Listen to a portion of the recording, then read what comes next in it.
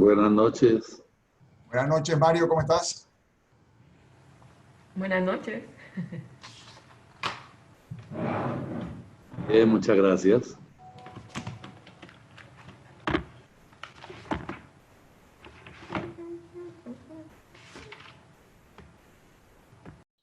Bueno, comenzamos en un minuto. A ver quién será ir preparando para hacer la oración. Si no, vamos a escoger a alguien que haya visto yo recientemente.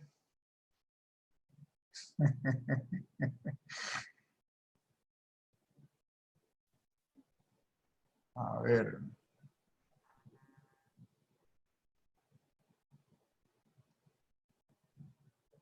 Vamos como en las carreras de caballo, esperando a que abran la gatera. Falta un minuto. Bueno, igual. Vamos a comenzar. ¿Quién va a comenzar con la oración de hoy?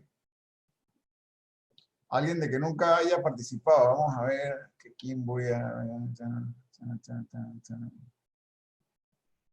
Germán Zambrano, usted. Me lo temía, Jorge. Buenas noches a todos. Saludos. Buenas noches. ¿Y entonces qué le dijo? Vamos con la oración, ¿cierto? Sí, la oración de entrada, sí. Bueno, Padre, hoy te damos las gracias por esta oportunidad que nos brindas a través de Jorge Luis, de seguir conociendo tu palabra, aprender más de ti, aprender a ser como tú. Le doy gracias a Dios y le pido por la salud de todos nosotros, de todas las personas que conforman este grupo, donde semana a semana hemos estado aprendiendo, conociendo, leyendo. Y esperamos que el día de hoy sea de gran aprendizaje para todos también. Así que te lo pido, Señor. Amén. Bueno, muy bien. Buenas noches a todos.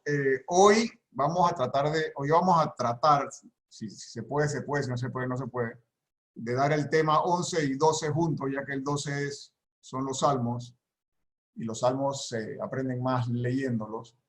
Si no se puede, no se puede. Igualmente yo tengo planificado el próximo martes entrar en el Nuevo Testamento. Así que les estaré enviando el material del Nuevo Testamento en los próximos envíos de correos. Ahí les tengo una sorpresa. Digo, para algunos será sorpresa, para otros no, porque ya lo habrán recibido, pero me parece muy bonito el último escrito libro del Papa sobre la pandemia. No sé si ya todos lo tienen. Se lo estoy pasando por el chat. Y por favor me recuerdan como a la mitad para poder darle otra pasada, porque para cuando hayan más. Se llama La vida después de la pandemia. Un libro bastante actual. No sé, espero que les sea de provecho. Bueno, vamos entonces a ver el tema 11 y, si se puede, el tema 12. Tema 11. La dominación griega y la dominación romana. Cuando nos vamos yendo hacia el año ya 333 a.C., ya nos estamos acercando a Jesús de Nazaret, o sea, al Nuevo Testamento, una nueva potencia surge al frente de Alejandro Magno, son los griegos. Y Alejandro Magno, pues uno de los mejores generales de todos los tiempos, arrasa con los persas, que eran los que tenían el poder en aquel entonces y dominan más de 60 provincias. La gran diferencia siendo que anteriormente el pueblo de Israel había sido invadido por pueblos que tenían culturas similares en tanto cuanto eran culturas orientales. Entonces compartían libros similares, maneras de pensar similares, eventos similares en la Mesopotamia, etc. Pero ahora se ven invadidos por una cultura totalmente diferente, una cultura de una manera de pensar diferente, una cultura que le rinde tributo al cuerpo y que le rinde tributo a la mente, una cultura muy avanzada en términos de pensamiento, tanto filosófico como matemático, etcétera. Y entonces entran en un, digamos, en un shock cultural bastante fuerte. A la muerte de Alejandro, que como todos ustedes saben y saben bastante de la historia, fue asesinado, quedaron 4 generales de él al mando, pero los que nos interesan aquí son 2. ¿Okay? Queda Lagios en Egipto y queda Seleuco en Mesopotamia o Siria, y entonces el pueblo de Israel queda bajo Lagios, o sea, bajo los Ptolomeos. Y ellos fueron, al principio, ellos fueron bien tolerantes con que mantuvieran sus costumbres religiosas, si bien es cierto que la cultura griega se va imponiendo. Entonces, fue bajo este momento de algo de calma y de tranquilidad que se escribe lo que se llama la Biblia de los 70. La Biblia de los 70 es una traducción al griego que se hace en Alejandría. Claro, en honor a Alejandro se le pone a la ciudad más importante en aquel entonces, Alejandría. Y en el libro y en la versión de la Biblia de los 70 se traducen todos los libros y se agregan los libros que nosotros llamamos deuterocanónicos, o sea, los libros que son escritos originalmente en griego. Uno de esos libros que se escribe durante ese tiempo es el libro del Eclesiastés, del cual hablamos la clase pasada, y que el autor se autodenomina como Salomón. Y ya sabemos que toda la sabiduría se la daban y se la atribuían a Salomón, para no atribuírsela al autor que se llamara Pepe Pérez, nombre obviamente ficticio, pero tenía mucha más fuerza pues, si le ponían el nombre de Salomón. Entonces, ya estos libros, por supuesto, comienzan a escribirse en griego. La cultura griega arrasa, los judíos van adoptando mucho de la cultura griega. Este fenómeno se llama la helenización. Los judíos también viajan mucho más para poder hacer comercio, porque los griegos introducen la moneda. Anteriormente se hacía trueques. Entonces se van formando colonias judías a lo largo de todo el imperio griego. Y entonces hay una problemática, ¿no? La problemática es de poder perder esa cultura y esa religiosidad judía y cómo convivir con la cultura griega, que era una cultura tan dominante. Uno de los libros que se escribe nuevamente es el libro de Eclesiastés o el de Coelet. Entonces, ¿quién no quiere abrir el libro de Eclesiastés o el de Coelet en el capítulo 1, versos del 16 al 18? Y vamos a ver cómo cuestionan los valores de la cultura griega y también cuestionan algunas prácticas judías en cuanto a cerrarse, ¿no? Y no aceptar nuevas culturas. Libro de Eclesiastés o Coelet tiene los 2 nombres. El autor se llama Coelet y él comienza a decir que es el heredero de hijo de David, así que se autoperfila como Salomón. ¿Quién lo encontró? Eclesiastés. No. Okay, Yo lo encontré. Ok, Eclesiastés 1 del 16 al 18.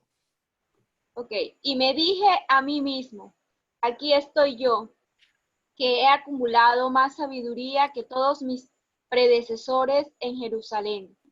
Mi mente alcanzó sabiduría y mucho saber, y a fuerza de trabajo comprendí que la sabiduría y el saber son locura y necedad. Y comprendí que también eso es querer atrapar el viento, porque a más sabiduría, más molestias, y aumentando el saber, se aumenta el sufrir. Pero obviamente uno de las imposiciones griegas, de la cultura griega, era el tema de la filosofía, el tema de la razón, el tema de utilizar la mente, la divinización de la mente, la dualidad, el bien y el mal. Todo esto viene de la cultura griega y entonces todos estos escritos buscan de alguna manera criticar algo, la cultura griega, pero también ellos absorben mucho de la cultura griega. Vamos a ver en el capítulo 2, del 1 al 11.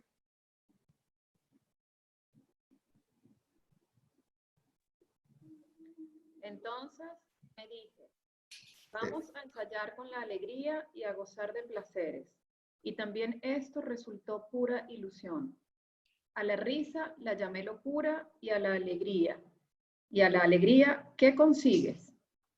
Exploré atentamente guiado por mi mente con destreza.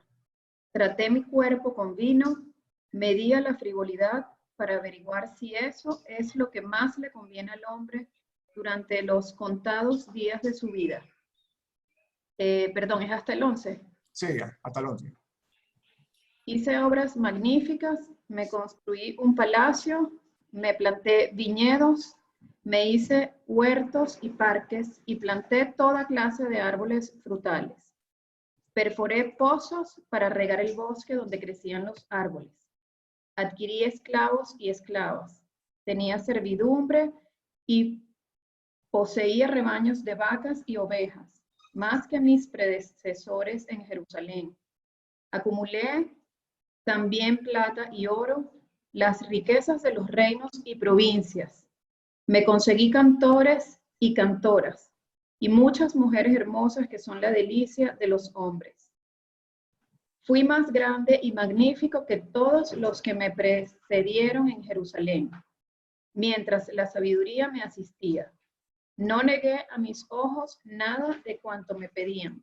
No privé a mi corazón alegría alguna.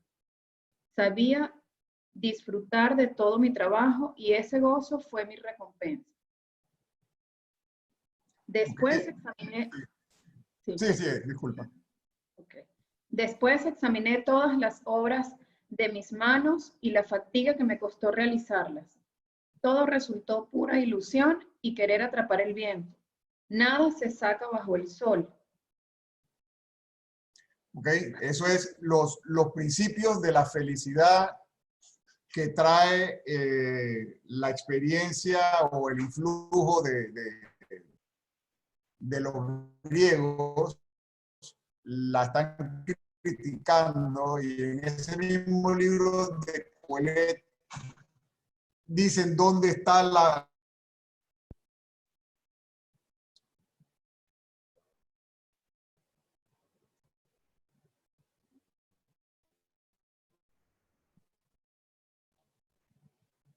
Coelet, capítulo 12, versículo 13. O Eclesiastés. ¿Quién lo tiene?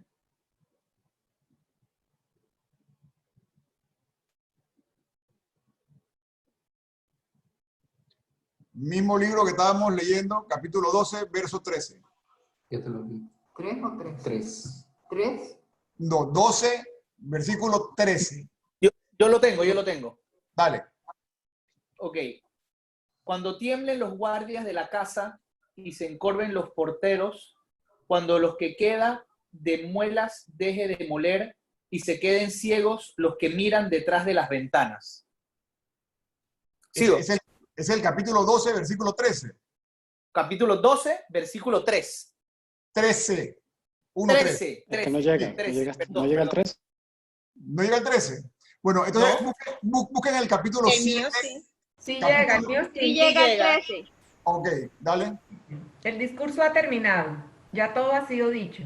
Honra a Dios y cumple sus mandamientos, porque ese es el todo del hombre. Bueno, ahí está la verdadera felicidad para el del Eclesiastés. Léelo nuevamente. Dice, el discurso ha terminado, ya todo ha sido dicho.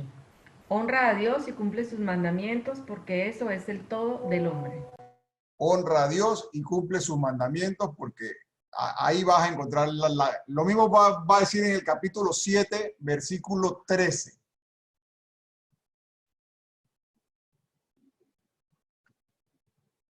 Capítulo 7, versículo 13. Dice, vale más llorar que reír, pues podrá hacerle mal al semblante, pero le hace bien al corazón. ¿Okay? Ese es otro de los consejos prácticos para encontrar la felicidad. Vamos a un último, capítulo 4, versículo 12.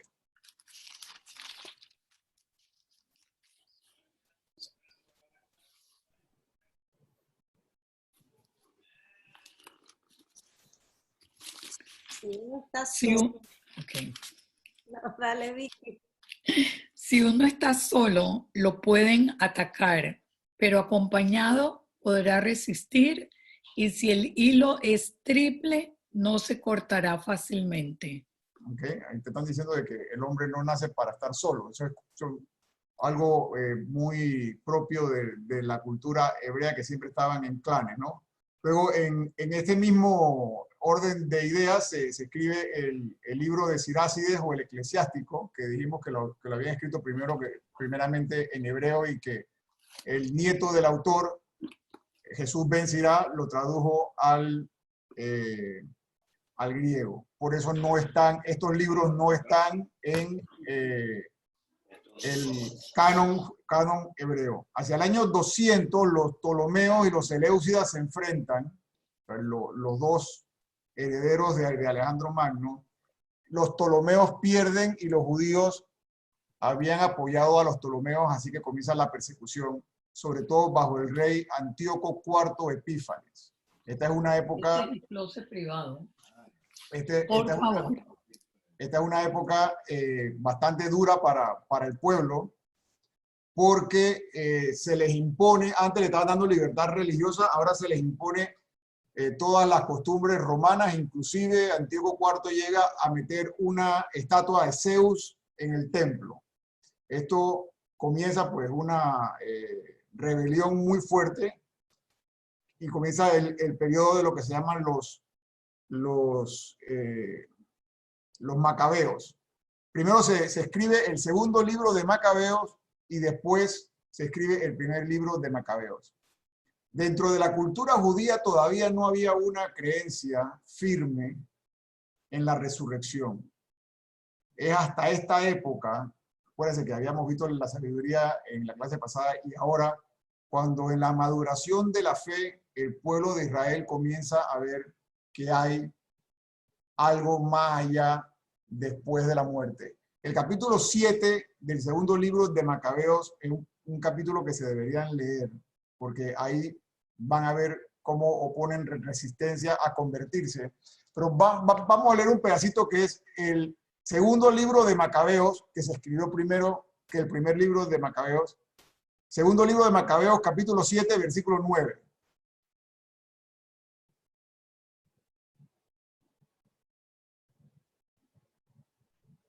Segundo libro de Macabeos, capítulo 7, versículo 9. Y cuando estaba por dar su último suspiro, dijo: tú, malvado, nos arrancas la vida presente, pero el Rey del universo nos resucitará a una vida eterna, ya que nosotros morimos por su ley. Entonces, este es un texto muy citado para el tema de la resurrección, y también muy citado para el tema del purgatorio, porque Judas Macabeo reza por los muertos.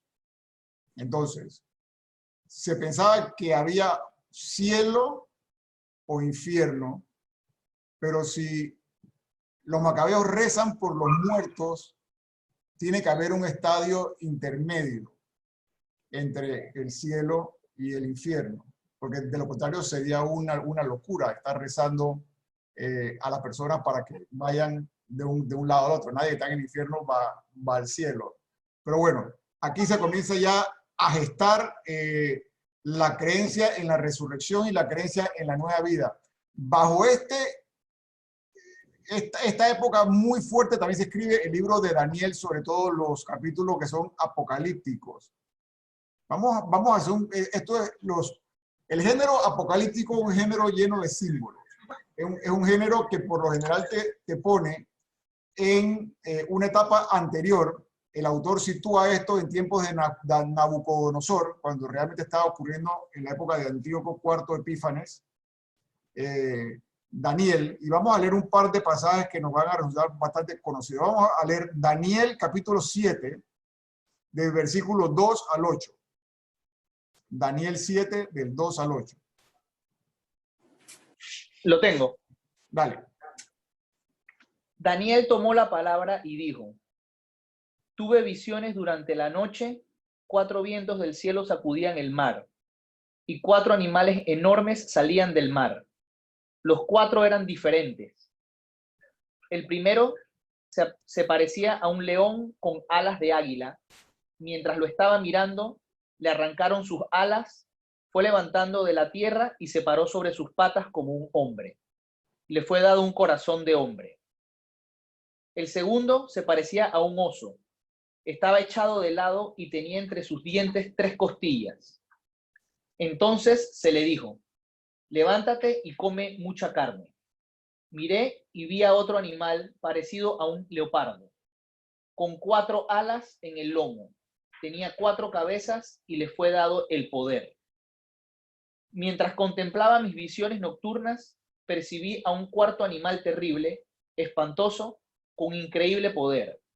Tenía grandes dientes de hierro, comía, trituraba y lo sobrante lo aplastaba con sus patas. Era distinto a todos los animales que lo habían precedido. Tenía 10 cuernos. Estaba mirando los cuernos cuando surgió de entre ellos un cuerno pequeño y fueron arrancando 3 cuernos para dejarle lugar. Entonces vi en ese cuerno ojos parecidos a los ojos humanos y una boca que pronunciaba palabras insolentes. Ok, en esa visión, y esto es típico del género apocalíptico, en esa visión él está describiendo los 4 pueblos que han invadido el pueblo de Israel, y ese último animal de los cuernos, etcétera, se está refiriendo a Antíoco IV. ¿Okay? Lo único que vamos a ver ahora el capítulo 2, versículo 33.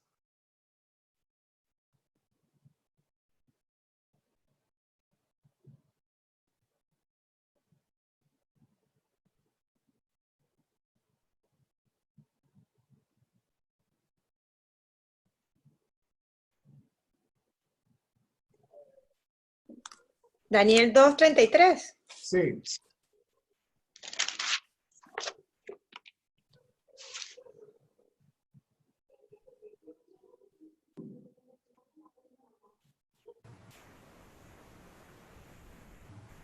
Daniel 2:33. Las piernas de hierro y los pies mitad de hierro y mitad de barro. Ok.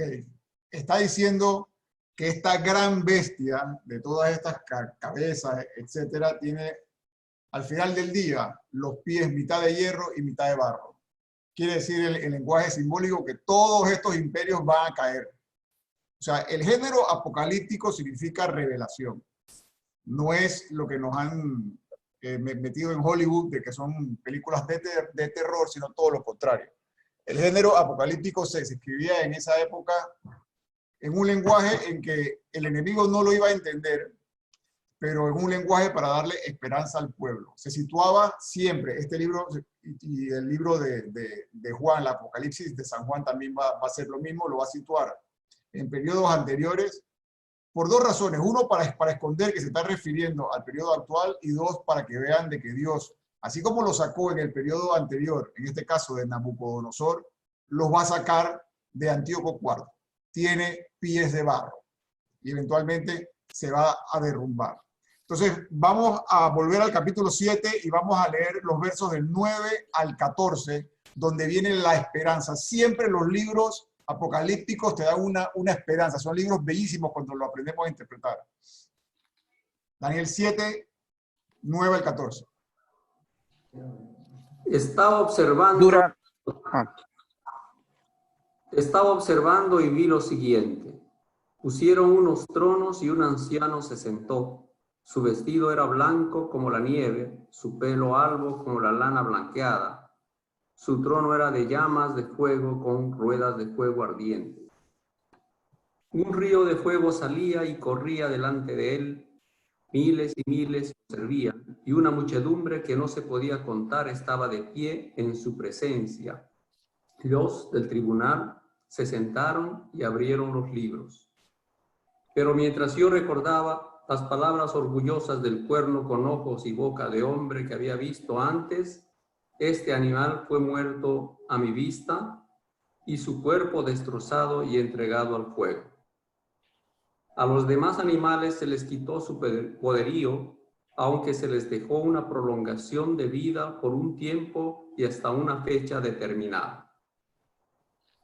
Seguí contemplando la visión nocturna. En las nubes del cielo veía uno como hijo de hombre.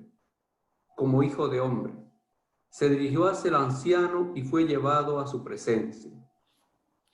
A él se le dio poder, honor y reino, y todos los pueblos y las naciones de todos los idiomas le sirvieron. Su poder es poder eterno y nunca pasará, y su reino jamás será destruido. Ok, aquí tenemos la profecía de aquella figura del Hijo del Hombre. Obviamente el viejo de Cana es Dios, que le da todo su poder y que le da un reinado que no tendrá fin. Vamos al Evangelio de San Mateo, que la comunidad de Mateo era una comunidad hebrea y conocían muy bien estas profecías. Nos vamos al capítulo 25, a los versículos del 31 al 46. Evangelio de Mateo, capítulo 25, del 31 al 46. Dice, cuando el Hijo del Hombre venga en su gloria, acompañado de todos sus ángeles, se sentará en su trono glorioso. Entonces serán congregadas delante de él todas las naciones, y él irá separando a unos de otros, como el pastor separa las ovejas de los cabritos. Pondrá las ovejas a su derecha y los cabritos a su izquierda. Entonces dirá el rey a los de su derecha, venid, benditos de mi Padre, recibid la herencia del reino preparado para vosotros desde la creación del mundo. Porque tuve hambre y me disteis de comer, tuve sed y me disteis de beber, era forastero y me acogisteis, estaba desnudo y me vestisteis, enfermo y me visitasteis, era en la cárcel y acudisteis a mí. ¿Hasta ahí? Sí. No, sigue. Le ponen el cuarto. Ajá. Muy bien, muy bien. Entonces los justos le responderán, Señor, ¿cuándo te vimos hambriento y te dimos de comer, o sediento y te dimos de beber? ¿Cuándo te vimos forastero y te acogimos, o desnudo y te vestimos? ¿Cuándo te vimos enfermo o en la cárcel y acudimos a ti? Y el rey les dirá, os aseguro que cuando hicisteis a uno de estos hermanos míos más pequeños, a mí me lo hicisteis. Ok, vamos a dejarlo ahí. La profecía del capítulo 7 de Daniel, de aquella figura del Hijo del Hombre que iba a recibir el poder de Dios y que iba a bajar al cielo, que iba a bajar a la tierra con poder eterno, se realiza en la figura de ¿quién? Que lo leímos en el capítulo 25 de Mateo. ¿Quién está hablando ahí? Jesús. Jesús de Nazaret. O sea, Jesús Jesús Nazaret. de Nazaret se autoproclama el Hijo del Hombre, y esa es una de las cosas que escandaliza a muchos de los judíos devotos, porque se sabía que el Hijo del Hombre era una figura celestial, que Dios le iba a dar todo su poder y que al final del día iba a separar los buenos de los malos, y que iba a tener una clave para eso. Y una de las claves de la salvación la acabas de leer en Mateo 25, del 31 al 46. Amarás a Dios sobre todas las cosas y al prójimo como a ti mismo. ¿Y quién es el prójimo? Y ahí te lo describe claramente. Le está hablando a una comunidad hebrea y le dice, el prójimo es al que tiene hambre y le diste de comer, al que tiene sed y le diste de beber, al que estaba desnudo y lo vestiste, al que estaba forastero y le diste acogida, etcétera, etcétera, etcétera.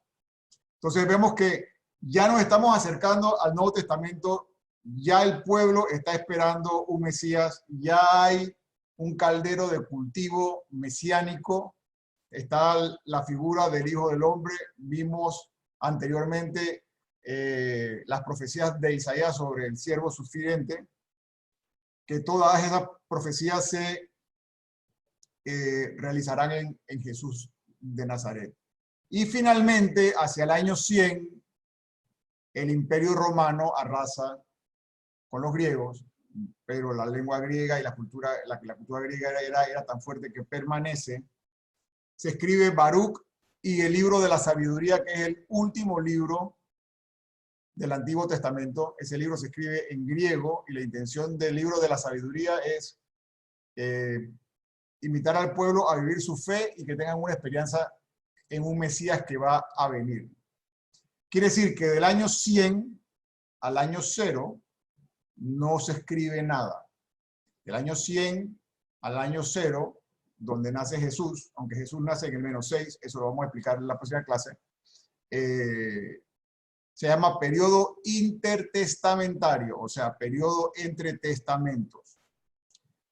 Y el tema 12, que son los salmos se aprenden orándolos. Básicamente los salmos son las experiencias de fe y la oración y los himnos de todo el pueblo de Israel. Es una buena síntesis y resumen del Antiguo Testamento. Hay 150 salmos. En esa época eran cantados, muchas veces con instrumentos musicales y en diferentes contextos y géneros literarios. Hay salmos de invocaciones, de quejas, de peticiones, de conclusiones, salmos de acción de gracias. Entonces, el libro de los salmos o el salterio, que tiene esos 150 salmos, es una recopilación de las oraciones del pueblo de Israel con respecto a todo lo que se fue viviendo desde que ese pueblo se constituyó, y se hicieron muy famosos en la época de David. Por eso también se atribuyen los salmos a David, pero esos salmos era la forma de rezar del pueblo. Yo quisiera aprovechar para hacer una recopilación o un resumen de lo que hemos visto hasta este momento para que nos prepare para el próximo martes. Y es lo siguiente: una serie de tribus nómadas y seminómadas hacia el año 1200 a.C. están esclavizados en Egipto. Ahí comienzan los recuerdos históricos de este pueblo. Son liberados y llegan a Canaán. En Canaán entran al mando de Josué, o sea que Moisés, que representa la figura de la liberación, murió en el desierto, no entró a la tierra prometida, porque esos 40 años bíblicos fueron 200 años históricos. Entró Josué, y para eso tuvo que derribar la cerca o la fortaleza de Jericó. Muchos de ustedes creo que han oído de esa oración, que es bastante poderosa. Después de eso, se forman las tribus y tienen una conciencia colectiva que durante ese transcurrir en el desierto tuvieron una experiencia personal con Dios. Se constituyen en 12 tribus que al principio son gobernadas por jueces, en el periodo de los jueces, hasta que ya las tribus piden un rey. Se lo piden a Samuel. Y Samuel, a regañadientes, le dice a Dios que él no está muy de acuerdo, pero que le va a dar un rey. Así que el primer rey se llama Saúl.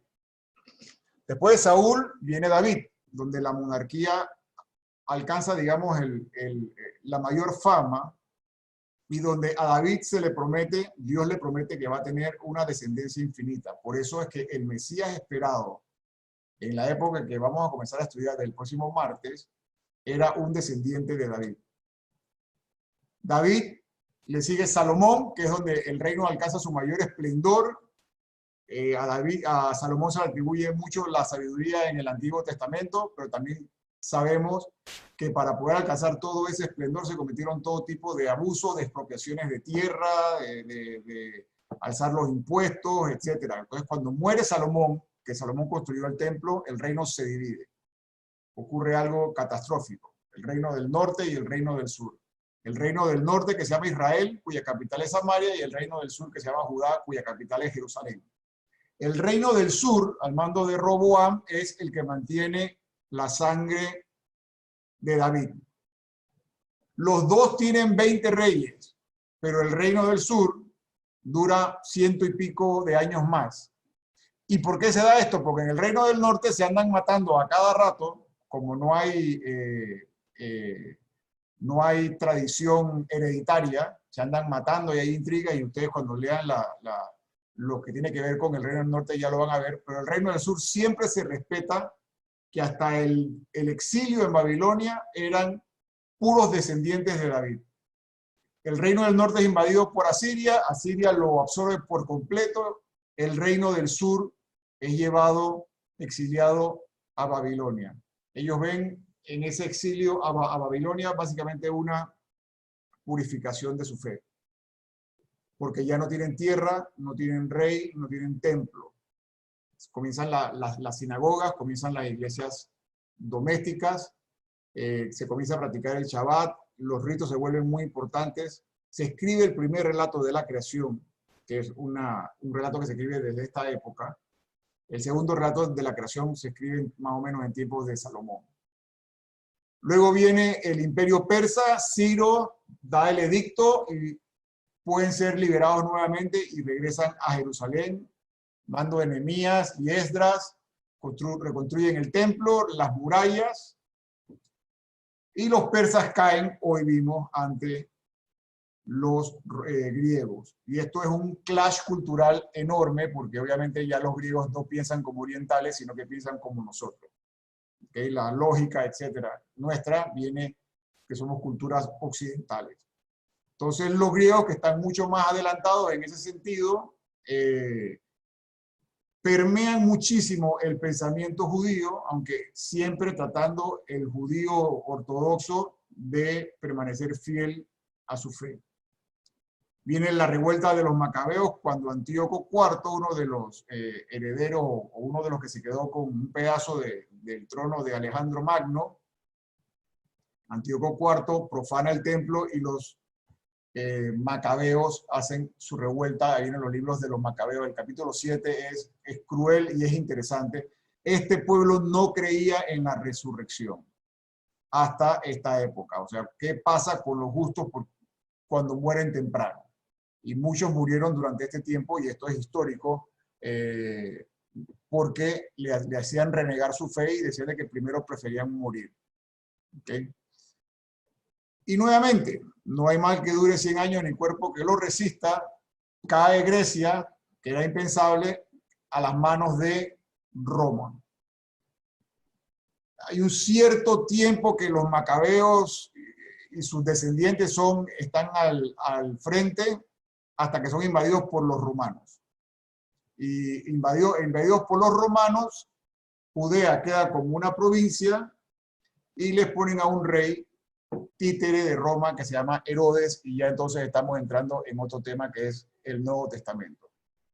¿Okay? Entonces, este es más o menos un resumen de lo que hemos visto, y quisiera abrir la sala a preguntas que tengan que ver con el Nuevo Testamento en este momento, y que yo espero pues que los haya preparado esta introducción para ya comenzar a ver el Nuevo Testamento la próxima semana. Dudas, cualquier duda, pregunta que tengan. Voy a pasarles nuevamente, porque creo que no todos estaban cuando pasé el libro. Jorge, el capítulo 12 entonces no lo vamos a ver. Ya lo vimos. Pero lo pasamos así. Bueno, ok, rapidito. Jorge, tengo una pregunta. Sí, disculpen, en el chat les acabo de pasar un libro que se llama La vida después de la pandemia, unos escritos del Papa Francisco. Para los que no lo tengan, y si no lo pasen. Disculpen. Sí, Jorge Luis, quería preguntarte. Usted mencionó hace un ratito lo del Hijo del Hombre, que hace referencia a Jesús, que se menciona en el Evangelio. Sí. Yo no entiendo muy bien ese término, porque sabemos que Jesús es Hijo de Dios. Cada vez que escucho eso en el Evangelio siempre tengo dudas de dónde sale eso de Hijo del Hombre. Lo que pasa es que en la cultura hebrea era impensable de que Dios se fuera a ser hombre. ¿Okay? Entonces, en el escrito de Daniel se habla de una profecía donde Dios le da su poder a su Hijo, al Hijo del Hombre, para que venga y reine por todos los tiempos. Y lo que está diciendo Jesús en su tiempo es que esa profecía se ha cumplido en él.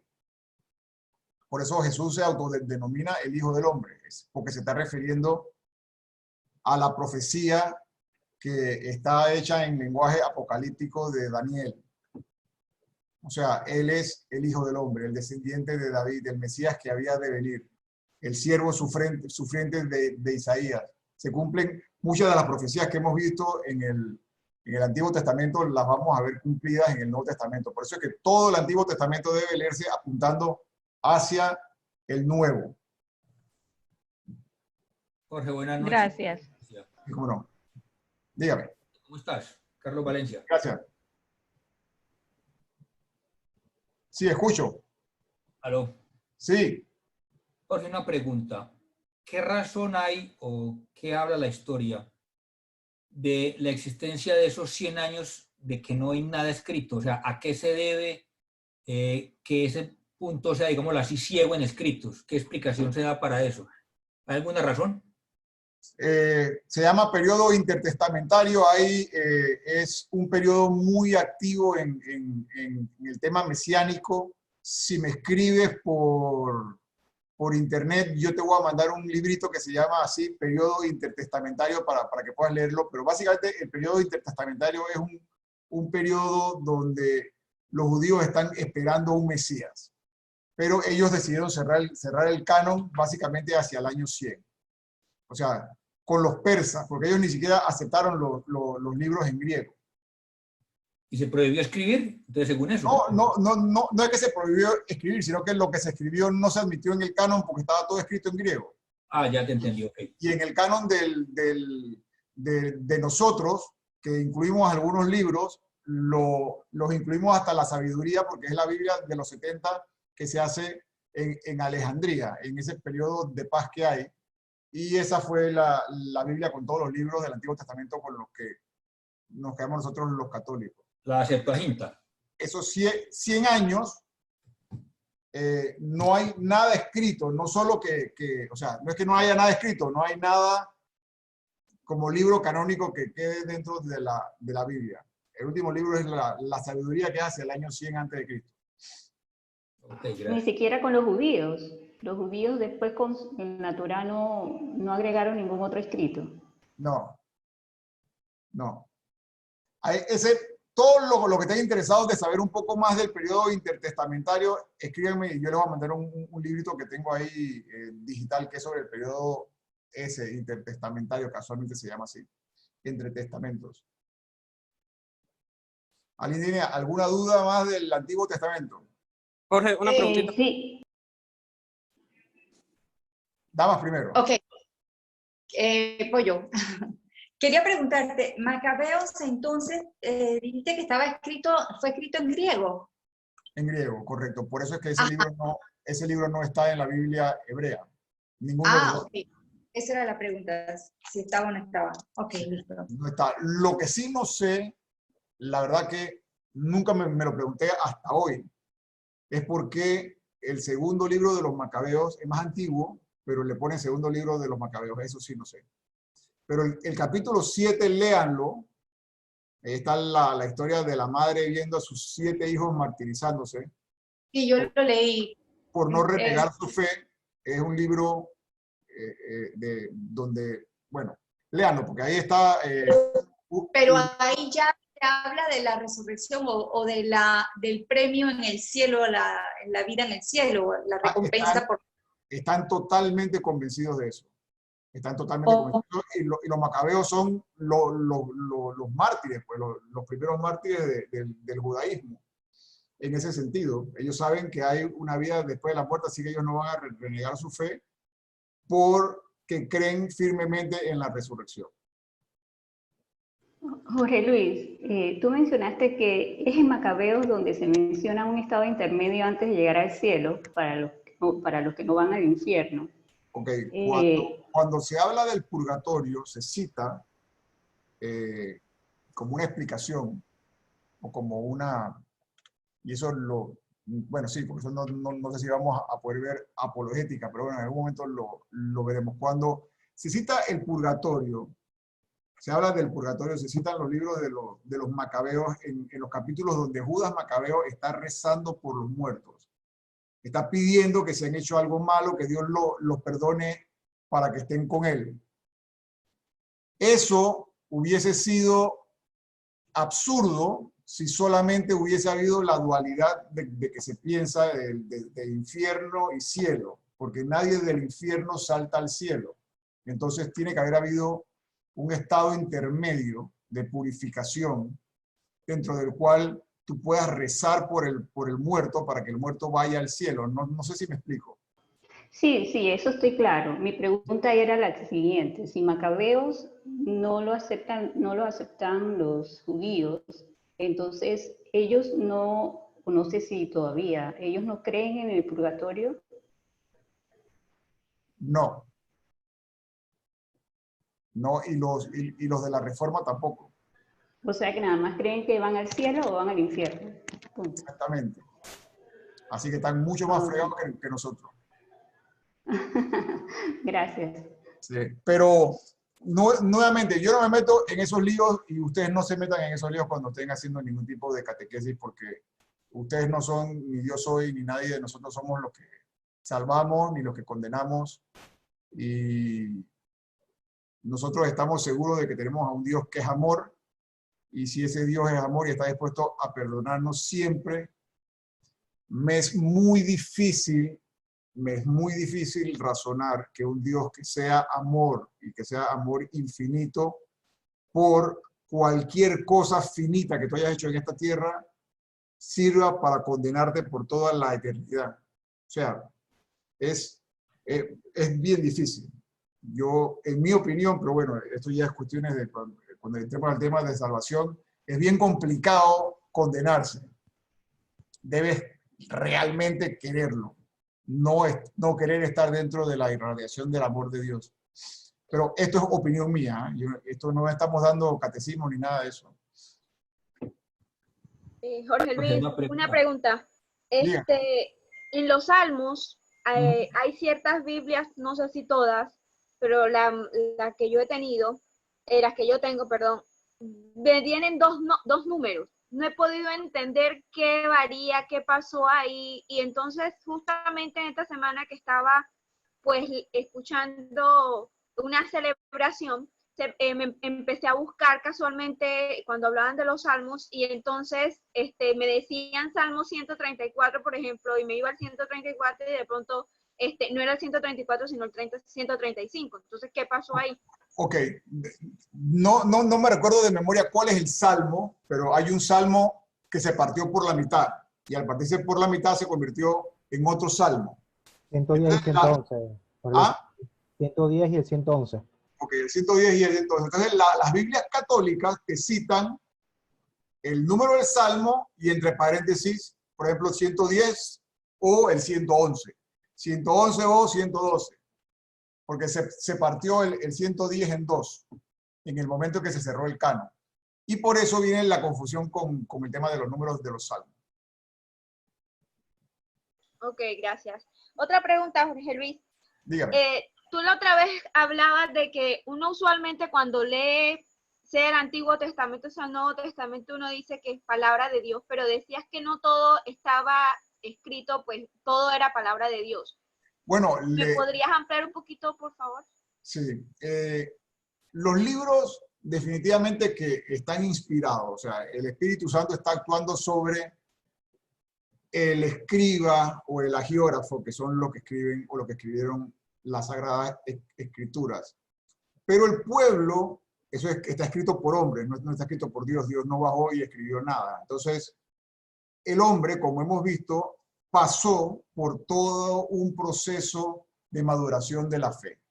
Entonces hay ciertos pasajes donde el hombre está interpretando como hombre y que es imposible pensar en que es palabra de Dios. Por ejemplo, la semana pasada vimos unos proverbios donde hablaban barbaridades de las mujeres, y eso es muy difícil pensar de que Dios está poniendo eso en boca de la persona. Eso es una interpretación de una cultura de una época machista.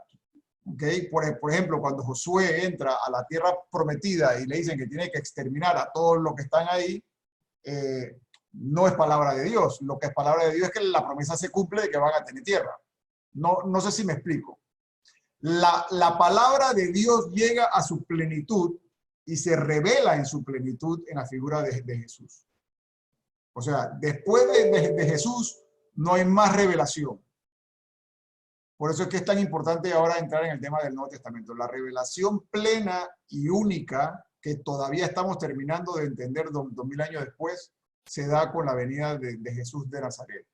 Por eso es que le vamos a dedicar los 12 temas del Nuevo Testamento y luego vamos a ver Cristología para entender bien la figura de ese Cristo humano.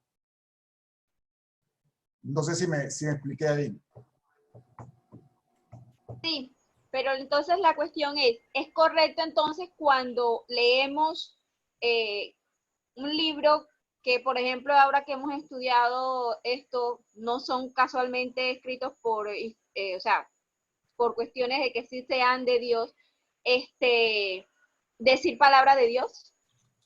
Bueno, eso es una costumbre litúrgica que muchos biblistas no están de acuerdo, biblistas católicos, pero es una costumbre litúrgica que yo no me voy a poner en contra de la doctrina de la Iglesia.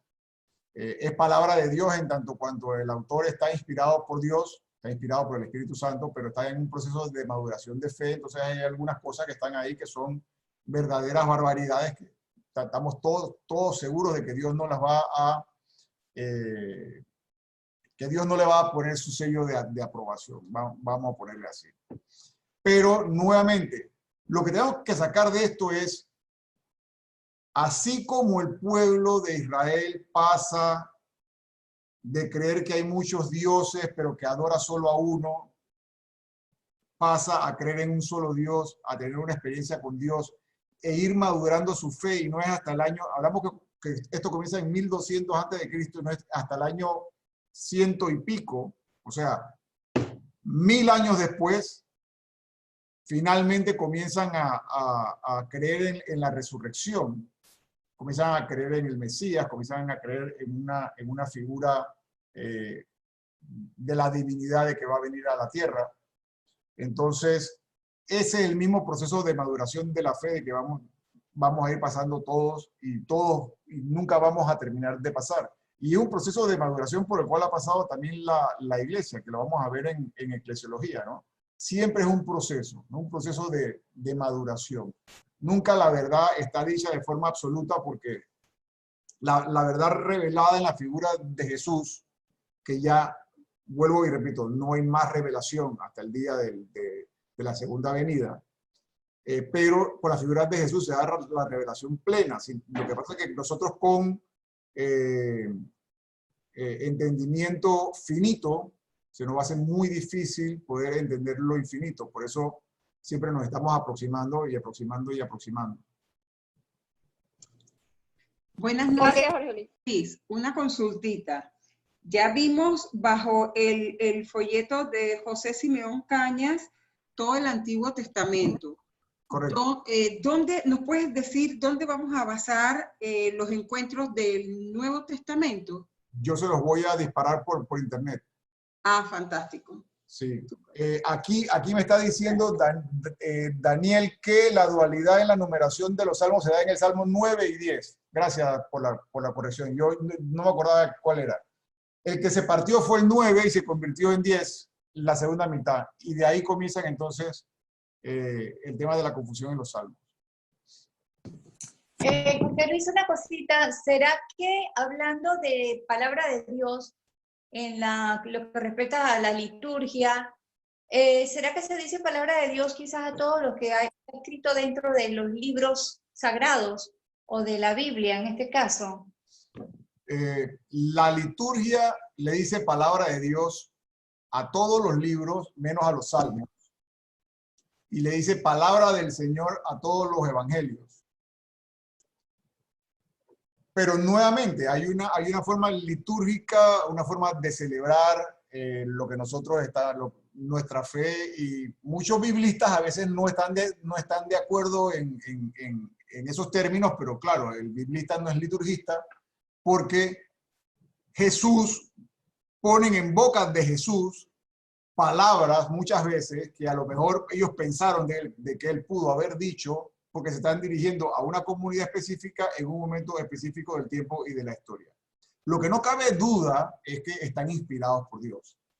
¿Okay? Y que cuando el biblista que le está escribiendo a una comunidad judía, por ejemplo Mateo, y Lucas le está escribiendo a una comunidad que no es judía, pues le tienen que hablar en lenguajes diferentes. Pero yo en ese tema no me quiero meter mucho porque yo he visto grandes biblistas como José Luis Sicré, el que le di la vez pasada, y otros, que dicen que no se sienten cómodos con el tema porque hay muchas cosas que se llaman palabra de Dios que realmente es muy difícil entender que es palabra de Dios. Sobre todo cuando hay guerras, exterminios de razas, que no quede ni uno vivo o que se muera todo el mundo en un diluvio, ¿no? Pero bueno, ya nosotros hemos aprendido a interpretar la Biblia, no sacar los textos de contexto. Esto es un curso bíblico, no un curso de liturgia. Eso sí sale totalmente de mi dominio porque no conozco mucho, nada, solamente de lo que participo en la Biblia, en la Eucaristía. Lo que sí le digo que nuestras Eucaristías, la Eucaristía moderna, y ya hay un movimiento bastante grande dentro de la iglesia, que debemos irlo basando cada vez más en la iglesia primitiva. La iglesia primitiva, o sea, cuando Jesús se muere, los discípulos comienzan a reunirse en casas y hacen dos cosas. Una viene la enseñanza de los discípulos. La enseñanza de los discípulos, lo que llamaríamos la liturgia de la palabra, hoy en día que se leen las lecturas. Bueno, los discípulos básicamente hablaban de la vida de Jesús. Y hablaban específicamente de la pasión, la muerte y la resurrección, que Dios murió por nosotros, se encarnó, sufrió, murió una muerte en cruz y resucitó por nuestros pecados para que tuviéramos vida y tuviéramos vida en abundancia. Y después de eso venía una gran comida entre amigos, donde se hacía se demoraban toda una tarde intercambiando ideas, etc., ¿no? Entonces, nadie estaba con apuros de irse, era una fraternidad, era una común unión de una comunidad, que eso es lo que significa eclesia en griego, que significa iglesia, ¿no? Desafortunadamente, y eso lo vamos a ver cuando hablemos de eclesiología, desafortunadamente la iglesia cristiana tiene su apogeo hacia el año 400 con Constantino. Constantino, al ver que hay tantos cristianos, decide hacer de la iglesia cristiana la iglesia oficial del reino. Entonces, al hacer de la iglesia oficial del reino, la iglesia se romaniza, se vuelve romana en sus estructuras, en su forma de pensar, en los castillos, que son los templos, etcétera, etcétera, etcétera. El problema está que el Imperio Romano cae, pero todavía tenemos esas estructuras vivas. Y hay un llamado bastante fuerte de muchos eclesiólogos católicos. Hay uno muy bueno que se me fue el nombre, que le escribí hoy al padre Miguel Ángel, que sería bueno que lo vieran porque es espectacular. Ya mismo les voy a decir. A ver, padre Miguel Ángel, de que están pidiendo a gritos una llamada a la iglesia primitiva, que no era una iglesia de una estructura. A ver, segundo. Es apellido Estrada. Los del Javier son jesuitas. Hay un jesuita que es apellido Estrada. Ustedes ponen en YouTube Estrada Eclesiología Laico. Y entonces te va a dar el rol del laico o el rol que debería jugar el laico en la eclesiología moderna, de la modernidad. Es bien, bien interesante. No me acuerdo pero con que pongan Estrada, eclesiología, ya les va a salir. Es fabuloso oírlo. Creo que él también habla, si mal no recuerdo, en Fe Adulta. ¿Ok? En el canal de YouTube que se llama Fe Adulta, donde José Luis Sicré, que yo dije la vez pasada, explica ahí el Antiguo Testamento, habla en otros sitios sobre eclesiología. Y es muy interesante. Si yo encuentro específicamente la charla que voy a buscarla y se las voy a blastear por internet. ¿Alguna otra pregunta?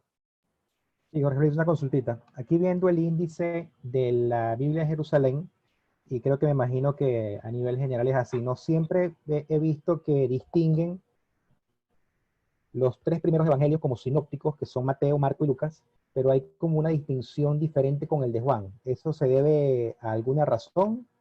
Sí, eso hay una razón muy buena para eso, pero si te lo respondo, ahorita le estoy quitando emoción a lo que viene, ¿no? Pero sí, hay una muy buena razón para eso. ¿Alguna otra pregunta?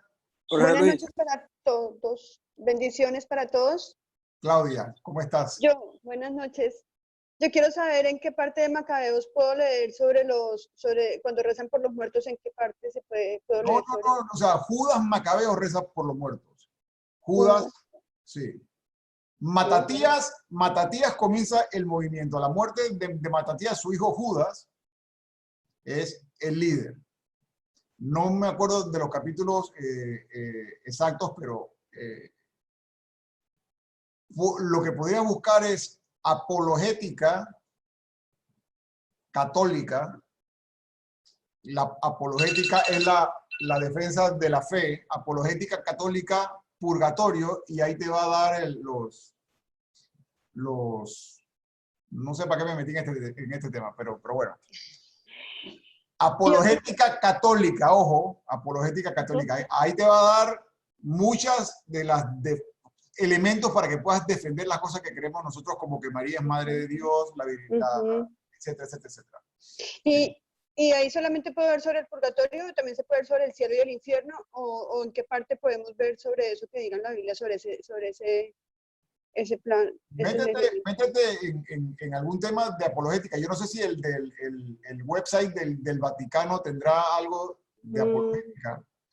Yo me acuerdo que había uno que yo usaba que se llama apologética.org, pero eso fue hace bastante tiempo. Lo que pasa es que al principio uno uno le provoca discutir y tratar de tener la razón y hablar con un pastor evangélico y llevarle la contraria.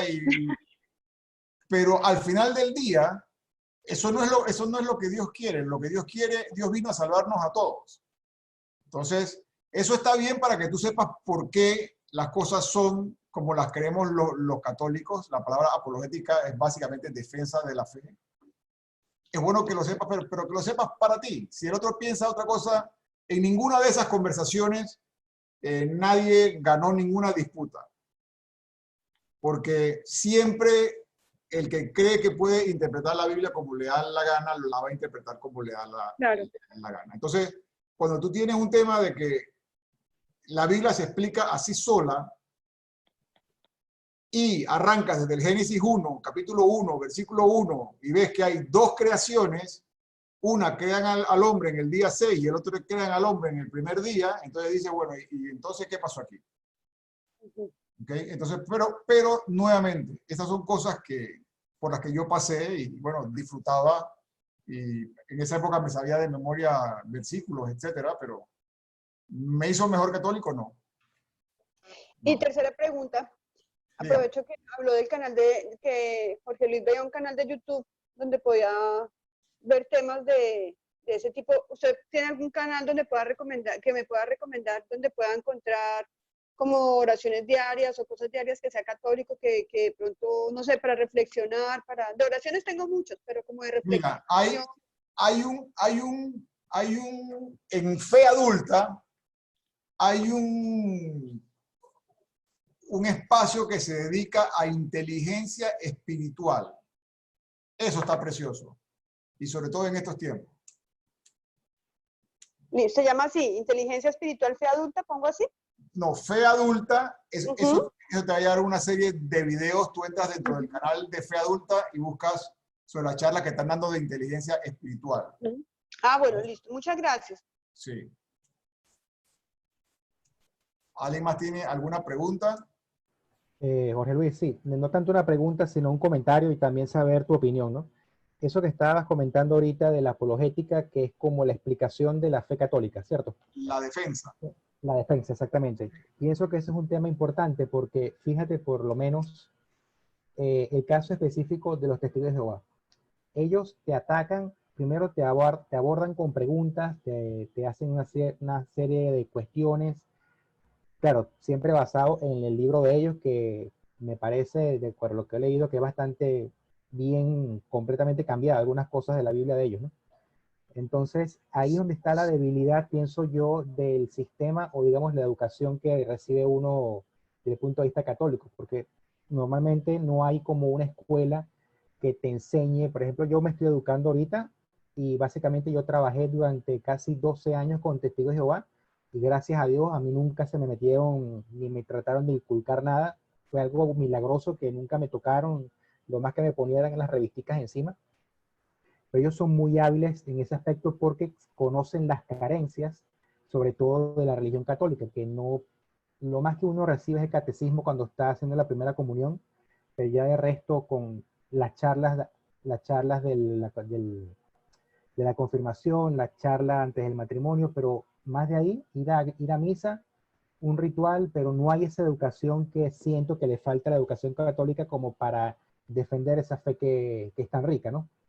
Totalmente, y esa es una de las cosas que tiene que cambiar, esa es una de las cosas que tiene que cambiar en la iglesia. Ya el Concilio Vaticano II, y que es un concilio viejo, es un concilio de los 60, y es el último concilio, ya hablaba del rol del laico en la formación, en la difusión de la información. Lo que pasa es que desafortunadamente todavía tenemos mucho clérigo y cardenales, etcétera, que ese es un poder, el tener digamos, la exclusividad del misterio. Entonces, muchos no están de acuerdo con que laicos estén dando cursos de Biblia por ese mismo tema. Pero nosotros tenemos que crear una revolución dentro de la iglesia, no irnos fuera de la iglesia para crear iglesias paralelas, no, porque nosotros tenemos toda la riqueza de la iglesia. Tenemos que aprenderla y pasarla. Y eso ya viene desde el Concilio Vaticano II, y la última reunión del CELAM, de la Conferencia del Episcopado Latinoamericano y del Caribe en Aparecida, ya hablaba de ser discípulos y misioneros de Cristo. Y que para poder ser misionero, para poder ir y anunciar la palabra, tú tenías que tener por lo menos una formación en introducción a la Biblia, una formación en introducción a la eclesiología y una información de introducción a la cristología. Por eso es lo que estamos viendo acá. Entonces tú te vas a dar cuenta de los aciertos y de los errores de que hemos cometido como iglesia y que debemos ir corrigiendo. Muchos de esos temas los aborda Estrada en esa charla que da sobre el laicado del siglo XXI, de la posmodernidad, no me acuerdo de él, pero lo toca bastante. Y es el momento en que nosotros los laicos debemos ir ocupando más y más espacios dentro de la iglesia, porque muchas veces todo el mundo entiende, o mucha gente entiende, que la iglesia son los sacerdotes, y la iglesia no, la iglesia es la palabra eclesias, es una comunidad de creyentes. Todos somos iglesia. Y la iglesia primitiva, y creo que vamos a tener que volver a lo esencial y a lo sencillo, el rol lo tenían laicos. Ahí los apóstoles comenzaron a nombrar figuras de autoridad para que los apoyaran cuando ya se había extendido demasiado. Pero la jerarquía que existe ahora es una jerarquía que viene del siglo IV, V, VI, o sea, es romana. Y el Imperio Romano no existe. Yo sí creo que vamos a tener que, como iglesia, crecer, y para crecer vamos a tener que formarnos como laicos y nosotros desde adentro ir siendo primero discípulos y después misioneros, porque para poder ser misionero pues primero tengo que saber. Pero es un proceso, ¿no? Es un proceso de maduración de fe, así como pasó el proceso del pueblo de Israel, así como tenemos 2000 años todavía estudiando la revelación plena en la figura de Jesús, que lo vamos a comenzar a ver en la próxima clase. es un proceso, ¿no? Desafortunadamente, el Concilio Vaticano II no se llegó a realizar del todo, porque ahí está básicamente la iglesia que necesitamos hoy en día. Y eso va a ser una necesidad. De hecho, y ya como estamos hablando ya fuera de las 8, en la iglesia primitiva no había una sola autoridad, habían 5 primados. 5 primados. Estaba el patriarca de Alejandría, estaba el patriarca de Antioquía, estaba el patriarca de Jerusalén, estaba el patriarca de Roma. Claro, el de Roma era el que más mandaba porque ahí estaba la sede del imperio. Pero bueno, todo el mundo quiere mandar. Entonces, digamos que el primado romano estaba destinado como última autoridad para poder, digamos, romper un desempate en alguna de las otras iglesias. Pero si ustedes ven esa charla de Estrada, él tiene mucha razón donde él dice, por ejemplo, ¿por qué la Iglesia Católica Africana, cuando tiene un problema, lo va a dirimir a Roma? Y lo dirigen cardenales romanos que no tienen la menor idea de lo que está pasando en Zimbabue. O la Filipina, igual, van a Roma y lo dirimen ahí.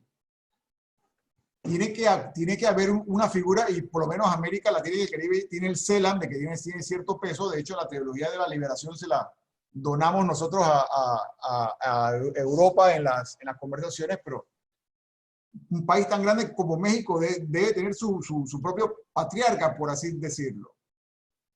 Eso es lo que yo pienso, debemos ir regresando hacia esa iglesia, y bueno, y ahí me estoy copiando bastante de lo que él dijo, porque estoy totalmente de acuerdo con esa charla, estaba muy buena. Si no, la iglesia se va a hacer cada vez más chica, cada vez más aburrida, y la gente, en vez de disfrutar a ir a pasar un domingo y una tarde en una cena entre amigos, donde hablemos de la palabra y comamos juntos y convivamos, la gente está viendo el reloj y viendo a qué hora se quiere ir. Dígame. Rapidito, disculpa.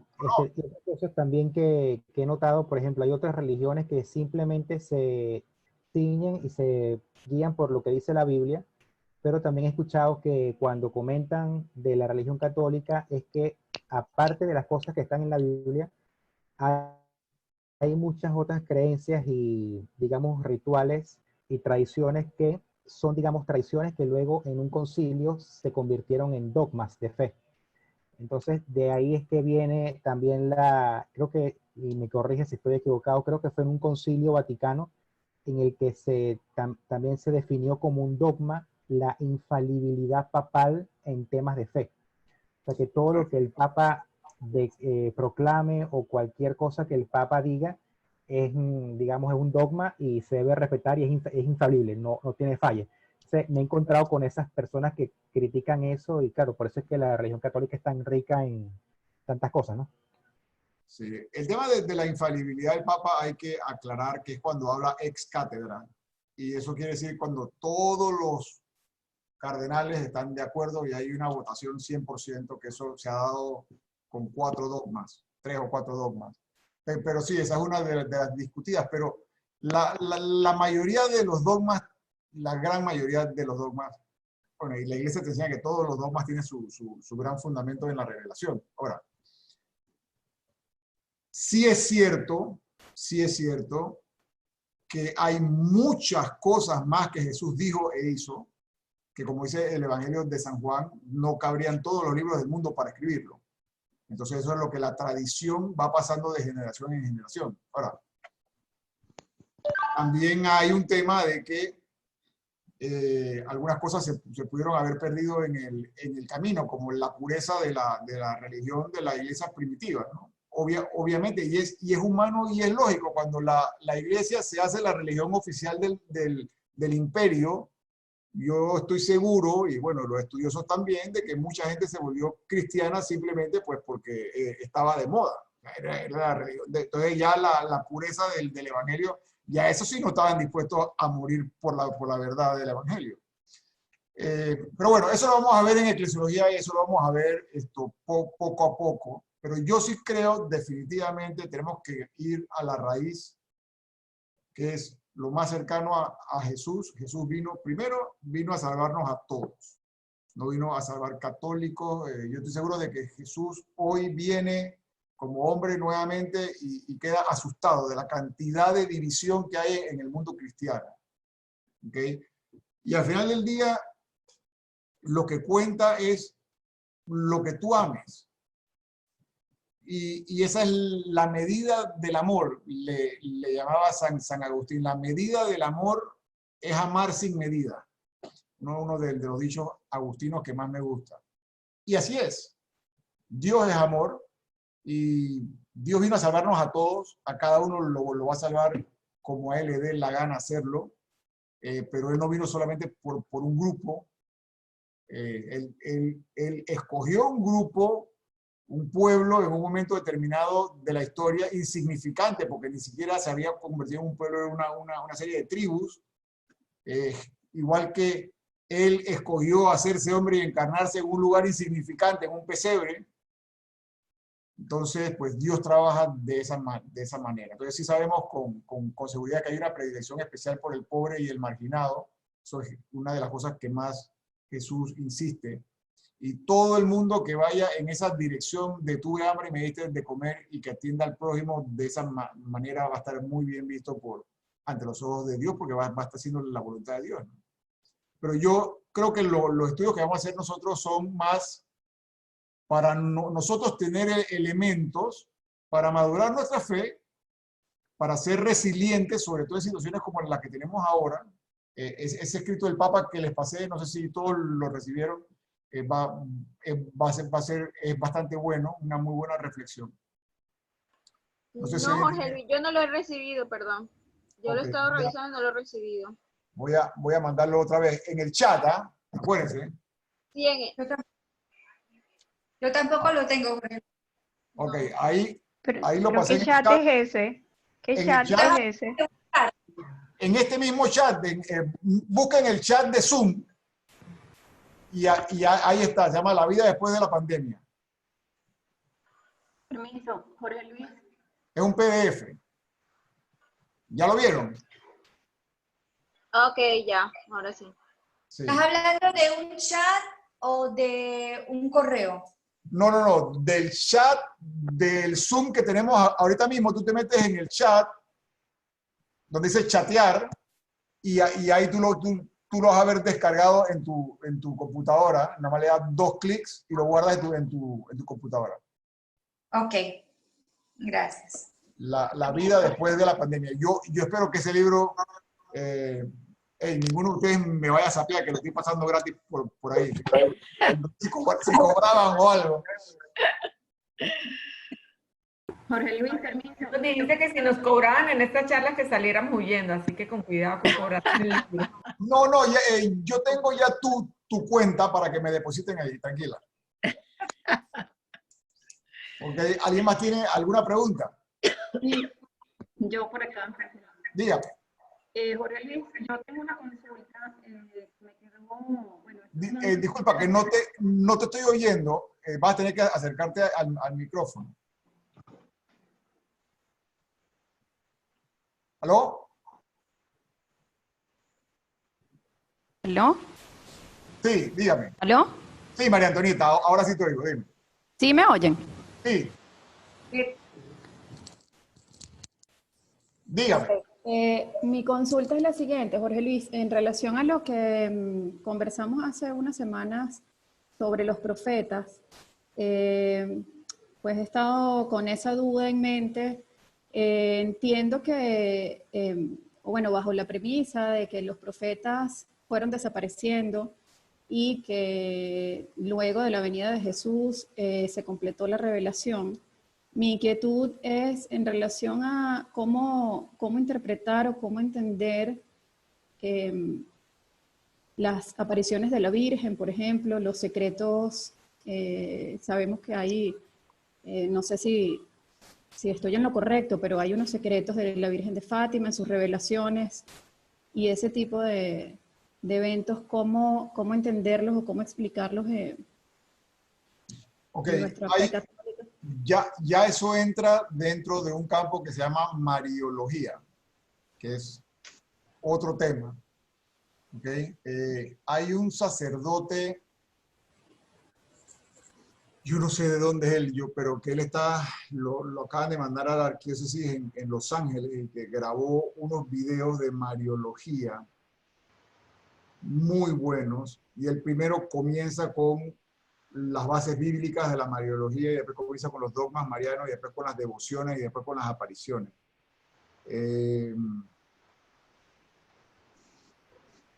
Voy a ver si encuentro el link y lo blasteo. ¿Okay? Porque ahí te va a dar, pero es bueno que uno vaya en orden. ¿Okay? Y el orden de que él lleva es el orden como se estudia la mariología. Primero los fundamentos bíblicos para la mariología, después los fundamentos de la tradición para la mariología, luego los dogmas marianos, y luego entonces entras en el tema de las devociones y demás. O sea, el clamor popular por María y por qué María es tan querida y tan amada por nosotros, y por qué hay diferentes manifestaciones de una sola Virgen. Perfecto. Otra consulta, Jorge Luis. Me gustaría saber qué opinión tienes en relación al sacerdote José María Castillo, del cual he visto, bueno, no sé si has alcanzado, si conoces algo de sus conferencias. En el canal de YouTube Fe Católica, perdón, Fe Adulta. Ajá. No, bueno, he estado escuchando algunas de sus conferencias y bueno, quería saber tu opinión, si lo conocía. Si está en ese canal, debe ser serio, porque la mayoría de los sacerdotes que hablan ahí son sacerdotes serios. Ahí habla Cicré, habla Pagola, habla este otro Estrada que acabo de decir. Debe ser serio. Ahora, si es aburrido o no, no sé, pues no lo he oído. No me refiero a que sea aburrido, sino a los planteamientos que hace, el lenguaje que utiliza es bastante incisivo y bueno, y de hecho entiendo que ha tenido hasta conflictos dentro de la iglesia.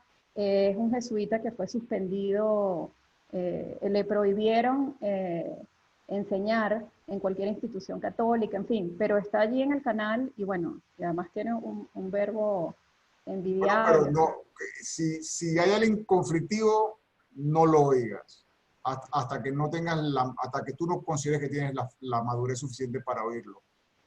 Yo les dije la semana pasada que hay un evangélico que está muy bien preparado, tiene un doctorado en teología, a mí me encanta oírlo, pero tiene algunas faltas en cuanto a la doctrina y ataca a la iglesia en cada momento que pueda. Pero el tipo sabe. Entonces, uno rescata lo bueno de lo que sabe. La vez pasada di una charla sobre Noé y una charla magistral, porque el tipo realmente sabe.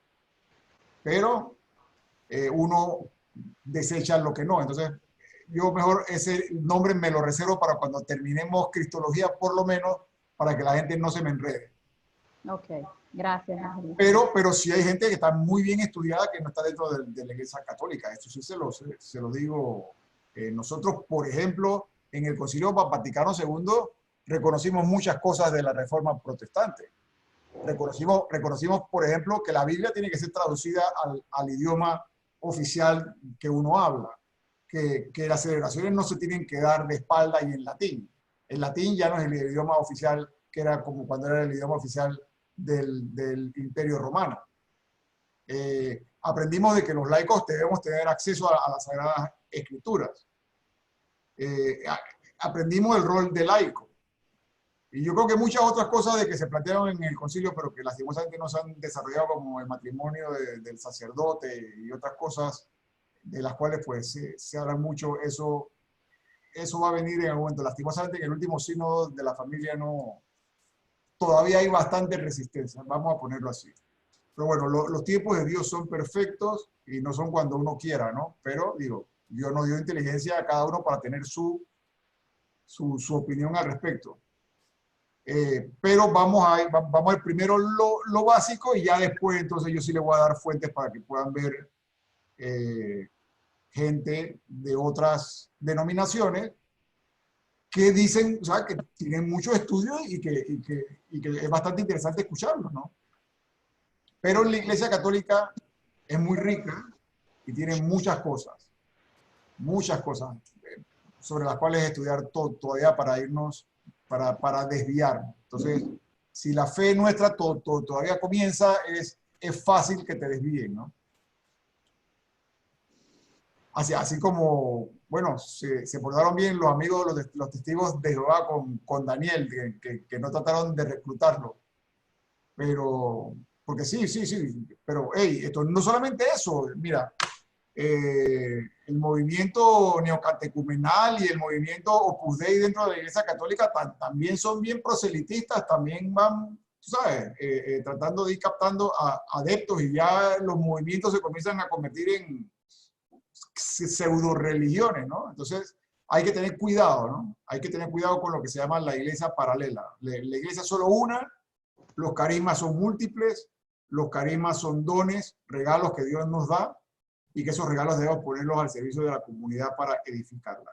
Por eso yo creo que es sumamente importante, lo primero que hay que reconstruir es el término de cómo nosotros hacemos comunidad, de cómo nosotros nos reunimos en comunidad, de cómo nosotros celebramos ese misterio y ese gozo de la pasión, la muerte y la resurrección del Señor.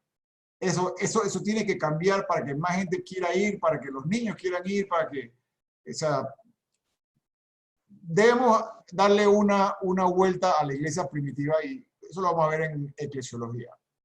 En eclesiología. Una pregunta. Dígame. Jorge Luis, yo tengo una pregunta. ¿Cómo hay alguna forma de diagnosticar para ayudarle, por ejemplo, a las personas que no sabemos o que no estamos aprendiendo hasta ahora, cómo identificar como esas cosas paralelas? O sea, algún signo, una palabra, alguna cosa que uno diga, uy, no, aquí no puedo escuchar esto porque esto no es, o no hay todavía como una forma. Trata de leer Biblias católicas. Las Biblias católicas te van a dar referencias católicas, y usar páginas web católicas, siendo la más católica de todas la del Vaticano, vatican.va, o si no, catholic.net es una buena página también, y otra que se llama Asiprensa, también es bastante seria. Y yo creo que entre esos tres recursos, más los autores que te he dado, Paola está muy bien para el acercamiento a ese Jesús histórico. Oírlo, y ya cuando uno tiene una idea más clara del asunto, entonces ya después uno se puede ir metiendo en escuchar porque nadie tiene toda la verdad. O sea, la verdad la tiene Dios. El resto son aproximaciones. Sí, aquí están poniendo que catholic.net es una muy buena fuente de recursos, muy buena fuente. Catholic.net, Asiprensa, vatican.va para documentos de la iglesia. Pero sí traten de usar católicos y Biblias católicas, y las Biblias católicas, como le dije, que tienen explicaciones al pie de página para la interpretación de los textos. Por supuesto, a partir de hoy, que ya entramos en el Imperio Romano y en el Imperio Griego y el Imperio Romano, el Nuevo Testamento va a ser más fácil de comprender porque está escrito ya en nuestra manera de pensar, no en la manera de pensar oriental del Antiguo Testamento, que es más simbólico. Yo le quería también preguntar, Jorge Luis, es que digitalmente, como ahora todo, pues si se ha dado cuenta, todos los sacerdotes de todo el mundo se han volcado a las redes digitalmente, pues misas, rosarios, oraciones y todo eso. Bueno, yo tengo claro lo de las páginas, y eso sí ya usted nos había dicho la vez pasada que nos metiéramos, que buscáramos siempre que dijera católico, y eso sí ya lo aprendí. Pero todas esas herramientas digitales que hay ahora, las misas, todo eso, ¿cómo de pronto, como yo leía por ahí algo de las misas ecuménicas, se dice? ¿Cómo saber cuál es la palabra que yo digo, ay, no, esta misa no la puedo escuchar, o no sé, no sé si no pregunté bien? No, pero mira, tú te puedes meter en cualquier misa que estén dando que abajo diga parroquia o diócesis. No te metas en nada más que eso. Misas ecuménicas, todavía estamos muy lejos de misas ecuménicas, desafortunadamente, desafortunadamente. Pero métete en lo que haya parroquia o diócesis de tal o cual lugar, y son misas católicas. Claudia, disculpa, Jorge Luis, inclusive en esa misma página de catholic.va .net hay un link donde inclusive está bien desarrollado el tema de las diferencias entre las Biblias católicas, protestantes e inclusive la Biblia de mormones y testigos de Jehová. Y también diferentes artículos de, por ejemplo, esto del tema de los salmos, cuándo se dividen y cuándo cambia la numeración, todo eso te aparece ahí en esos recursos de esa página. Ese es un recurso serio, bueno y que tiene bastante tiempo, porque desde que yo comencé o sea que lo han enriquecido bastante. Perdón, ¿cuál es hablando? Catholic.net. Ok. Sí, Jorge Luis. Luis, ¿qué pasó, mi estimado? ¿Cómo anda? Buenas noches, hermano. Bien, gracias. Y a todos y todas. Jorge Luis, quería hacer una acotación sobre lo de Asiprensa. Fíjate, como fuente de formación es muy bueno, pero ojo con la orientación que dan en sus, ¿cómo decirte? A veces sí, el punto de vista, a veces son muy conservadores, muy radicales en el conservadurismo. Solamente eso, incluso hasta a veces muy en la onda milagrera. Yo creo que debemos ser un poquito cuidadosos ahí. Como banco de formación tiene mucha documentación, pero la orientación que le dan a veces a los mensajes no, creo que hay que tener mucho filtro con eso. Sí, bueno. A mí me gusta, lastimosamente no lo veo tan así. Yo tengo mucho tiempo que no me meto en Asiprensa, ¿no? Porque ahora casi todo lo estoy viendo en YouTube, que es mucho más interesante ver al conferencista. Pero claro, casi todos los que están ahí, ya te digo, Estrada en eclesiología, Sicre en Biblia, Pagola en cristología, son 3 autoridades. Y los que hablen al lado de ellos vienen endosados por ellos y son muy buenos. Claro, en América Latina tenemos uno que es fabuloso, que es mexicano, que es el Monseñor Aguiar. Monseñor Aguiar es mexicano. Ajá. Y creo que él es como el rango más alto dentro de los cardenales de Latinoamérica. Monseñor Aguiar es muy bueno también. Muy bueno. Okay. Y habrán otros. Los que mencionaste, que has mencionado varias veces, ¿son parte de Asiprensa? No. Ellos están Pagola y los demás. No, ellos hablan en YouTube. En Fe Adulta. Sí, en Fe Adulta, y en otro, y donde los invitan a otras conferencias, ¿no? Listo. Sí. Y ese Estrada es muy bueno en eclesiología. Muy bueno. Búsquenlo. Muy bien, gracias. No, por supuesto. Bueno, ¿alguien más?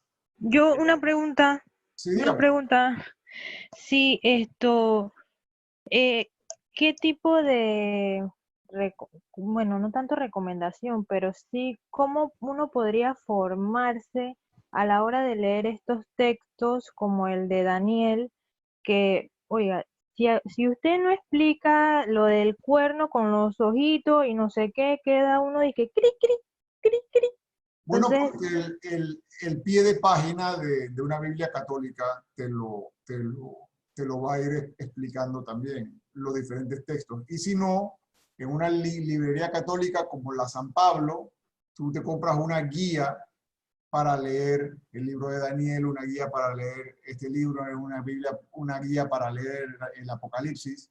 Son guías católicas para eso. ok, serían guías a la hora de X texto que tenga algún tipo de relato apocalíptico. Sí, eso te va a ayudar mucho porque te va a dar orientaciones de la doctrina, del tiempo en que se hizo, cuándo se hizo, por qué se hizo, o sea, el texto dentro de su contexto y dentro de su género literario. Vale, gracias. Pero al Apocalipsis sí le vamos a dedicar bastante tiempo cuando hablemos del Nuevo Testamento, porque es el libro más precioso, o uno de los libros más preciosos del Nuevo Testamento y de los más incomprendidos. Entonces va a valer la pena dedicarle bastante tiempo. y los amigos, los testigos de Jehová, etcétera, que piensan que solo se salvan 144,000. Eso ya lo vamos a explicar en su momento. Vale, gracias. Chao, buenas noches. Buenas noches. Jorge Luis, una cosa, lo que sucede también es que algo que tiene diferente, digamos, la parte de los testigos de Jehová con quizás la religión católica, no sé si con otras religiones, es, por ejemplo, que ellos, como ellos van predicando, ellos, por ejemplo, te ofrecen mucho lo de los cursos bíblicos y tú no tienes que pagar. Mientras que del lado acá de la Iglesia Católica, porque a mí me pasó, cada que tú consigues o preguntas o indagas sobre un curso bíblico, debes pagar. ¿Ya? Entonces, de pronto, quizás también esa es una de las deficiencias que nosotros tenemos.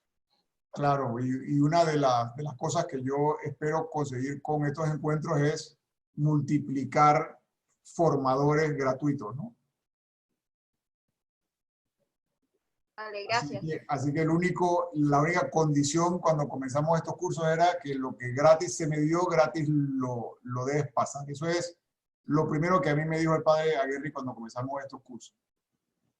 Así que todos los que tengamos ese don de enseñar o de explicar o de facilitar, hay otros que tienen el don de cantar, decía San Agustín que el que canta ahora 2 veces, y decía un padre muy cómico que el que canta y baila ora 3. Pero bueno, cada uno tiene que poner su don al servicio de la comunidad. No todo el mundo sirve para estar hablando en público, no todo el mundo sirve para cantar. Yo canto y bueno, todo el mundo se va a salir de la iglesia. Así que ahí está clave diciendo que no. Pero bueno, por eso cada uno tiene que encontrar su espacio y todo tiene que ir sirviendo para que la iglesia se vaya edificando. Y un proceso, es un proceso. Jorge, si me permites, yo lo que siento es que a la mayoría, no voy a decir que a todos, pero a la mayoría de los católicos les falta más interés en su religión. Porque los apologistas los hay y hay 1 millón. Mi papá es apologista, sale en PTV, ha escrito libros que puedes buscar en Arrocha, hay folletos, y no solo mi padre, hay 1 millón de personas más. Hay videos en YouTube. Los del Opus Dei, al cual no pertenezco, pero voy por formación. Esa gente te da formación semanal y no tienes que entrar al Opus Dei. Los carismáticos, los catecúmenos también lo hacen. Sí. Y hay muchos movimientos de la iglesia que te lo dan gratis. Y si no quieres ni siquiera asistir a la iglesia, métete en YouTube, como bien dices tú, hay una cantidad de buenos oradores, hay una cantidad de libros disponibles también que cuestan casi nada, pero no nos interesa. Estamos nada más que esperando lo que nos van a dar en la misa, que obviamente si no estamos muy preparados no vamos a entender ni la mitad de lo que dice. Entonces lo que yo siento es que a diferencia de los evangélicos, que se reúnen todos los miércoles en una cosa que se llama célula, y esa gente todos los miércoles te agarra la Biblia y te la sabe de adelante para atrás, agarran a sus chiquillos y lo meten en una escuela dominical. Yo me gradué en una escuela metodista, aún siendo católica, y lo que esa gente hace, los metodistas, por decirte un tipo de protestante, o sea, son demasiado de leer, demasiado de inculcarle eso a sus niños desde que están muy pequeñitos. Entonces, obviamente, nosotros nada más vamos a misa los domingos y esperamos que un catequista de confirmación y un catequista de primera comunión nos hagan la maravilla de criarnos al chiquillo y que el chiquillo sepa lo que nosotros debimos haber enseñado, porque nunca nos interesó. Totalmente de acuerdo, y esa es la conclusión a la cual llegan siempre todos los sínodos de los obispos. La última reunión del CELAM en Aparecida fue esa. ¿Cuál es el mayor problema de la Iglesia Católica? Que somos ignorantes, que estamos ignorantes, que tenemos que estudiar y tenemos que formarnos. El tema de la reforma, para explicarte un poco del tema metodistas y etcétera, como ponen mucho énfasis en solo escritura, entonces hay una centralidad en la Biblia, en aprender la Biblia y en sacar todo de la Biblia. Nosotros tenemos también la riqueza de la tradición, pero tenemos que buscar Biblia y catecismo, pero para eso hay que interesar a la gente, inculcárselo desde chico, y es un proceso, y yo creo que los laicos tenemos que jugar ese rol de animar a la gente, de no ser tan radicales en el tema de que te vas a condenar y que te vas a... Yo he oído barbaridades en la iglesia vas a putrefactar en el infierno, que no sé qué, que no sé cuánto. Yo creo que no, ese es parte del rol que tenemos que jugar nosotros, de animar a la gente a que lea, a que aprenda y a que conozca a Jesús. Y para poder llegar a eso, tenemos que pasar por un proceso de discipulado, ¿no? Y como tú dices, pero los que estarán interesados irán a una velocidad y bueno, los otros irán a otra. Gracias a Dios, por lo menos se ha mantenido un núcleo aquí, ya van 11 sesiones, y bueno, espero que siga para la próxima, que vamos a comenzar entonces ya con el Nuevo Testamento. Gracias por tu ayuda. No, claro. ¿Alguien más? ¿Estamos todos bien? Bueno, Sí, señores. muchas gracias, Jorge Luis. Listo, nos vemos entonces el próximo martes, si Dios quiere. Chao. Bendiciones. Chao. Igualmente. Saludos a todos, bendiciones. Gracias, Jorge Luis. Chao, Luis. Bye.